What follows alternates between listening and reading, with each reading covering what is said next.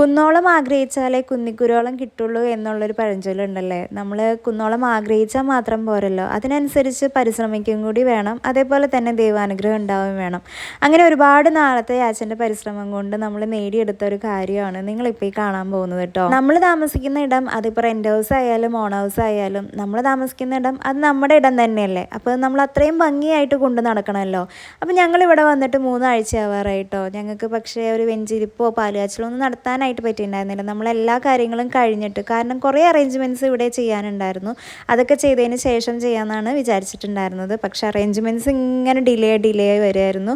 അപ്പോൾ അത്യാവശ്യം എല്ലാം കഴിഞ്ഞ് കഴിഞ്ഞപ്പോൾ നമ്മളിതാ പാലുകാച്ചൽ ആരംഭിക്കാമെന്ന് വിചാരിച്ചു. ചെറിയ ചെറിയ കാര്യങ്ങളിൽ ഒരുപാട് സന്തോഷം കണ്ടെത്തുന്ന ആളുകളാണ് കേട്ടോ ഞങ്ങൾ മാത്രമല്ല, ഭൂരിഭാഗം ആളുകളും അങ്ങനെ തന്നെ ആയിരിക്കും. നമുക്ക് കുഞ്ഞു കുഞ്ഞു സ്വപ്നങ്ങളൊക്കെ നമ്മൾ നിറവേറ്റി കഴിയുമ്പോൾ നമ്മൾ അതിലൊരുപാട് സന്തോഷിക്കും. അത്ര വലിയ കാര്യങ്ങൾ ആഗ്രഹിക്കേണ്ട, നമ്മൾ കുഞ്ഞു കുഞ്ഞു കാര്യങ്ങൾ ആഗ്രഹിച്ചു കഴിഞ്ഞാലും നമുക്ക് ദൈവം അത് നടത്തി തരും. എപ്പോഴായാലും കുറച്ച് വൈകിയാണെങ്കിൽ പോലും.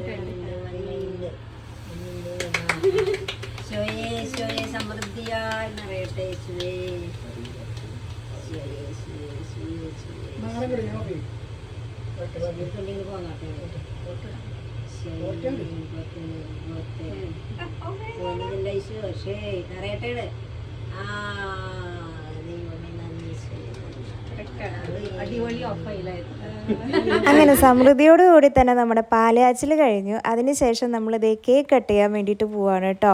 ഇവിടെ UAE തന്നെയുള്ള ഒരു ഹോം ബേക്കറാണ് നമുക്ക് ഈ കേക്ക് അറേഞ്ച് ചെയ്ത് തന്നത്. പാലുകാച്ചലിൻ്റെ സമയത്തും വെഞ്ചിരിപ്പിൻ്റെ സമയത്തും ഒക്കെ നല്ല പോലെ കിടന്നുറങ്ങിയ ഒരു വ്യക്തിയാണ് എൻ്റെ ഇളയ മോൻ ഡോണു കേട്ടോ. കറക്റ്റ് കേക്ക് കട്ട് ചെയ്യുന്ന സമയമായി കഴിഞ്ഞപ്പോഴത്തേക്ക് എണീറ്റേക്കാണ് കേട്ടോ അവൻ. എന്തായാലും ആ സമയത്തെങ്കിലും എണീറ്റല്ലോ എന്നുള്ളൊരു ആശ്വാസത്തിലാണ് നിൽക്കുന്നത്. അല്ലെങ്കിൽ പിന്നെ ഒരൊറ്റ വീഡിയോയിലും ഫോട്ടോസിലും ഈ ചെറുക്കൻ്റെ തല കാണാൻ പറ്റില്ലായിരുന്നു. പിന്നെ ഞാൻ കുറച്ച് കമൻസ് കാണാറുണ്ട്, എത്ര നല്ല ഹാപ്പി ആയിട്ടുള്ള ലൈഫാണ് ഇവരുടെ എന്നൊക്കെ പറഞ്ഞിട്ട്. ഇങ്ങനത്തെ കുറച്ച് വീഡിയോസ് കണ്ടിട്ട് മാത്രം നമ്മൾ ആരും വിലയിരുത്തരുത്. എല്ലാവരുടെ ലൈഫിലും പ്രോബ്ലംസ് ഉണ്ട്, സ്ട്രഗ്ലിംഗ് ഉണ്ട്. അതുപോലെ തന്നെ ഞങ്ങൾക്കും ഉണ്ട് കേട്ടോ. പക്ഷെ ഞങ്ങൾ നിങ്ങൾക്ക് മുന്നിൽ നമ്മുടെ ഹാപ്പിയസ്റ്റ് ആയിട്ടുള്ള മൊമെൻറ്റ്സ് മാത്രമാണ് കൊണ്ടുവരുന്നത്. കാരണം നമ്മളെല്ലാവരും ഈ സോഷ്യൽ മീഡിയ ഓപ്പൺ ചെയ്ത് വെക്കുന്നത് നമുക്ക് കുറച്ച് റിലീഫ് കിട്ടാനും എൻ്റർടൈൻമെൻറ്റിന് വേണ്ടിയിട്ടാണ്. അതിൻ്റെ ഇടയിൽ നമ്മുടെ പ്രോബ്ലംസും നമ്മളിങ്ങനെ സോഷ്യൽ മീഡിയയിൽ വന്ന് വിളമ്പി കഴിഞ്ഞിട്ടുണ്ടെങ്കിൽ നിങ്ങളതും കണ്ടിരുന്ന് നിങ്ങൾക്കും ബോറടിക്കും, ഞങ്ങൾക്കും ബോറടിക്കും. അപ്പോൾ പിന്നെ എന്തർത്ഥമാണുള്ളത്?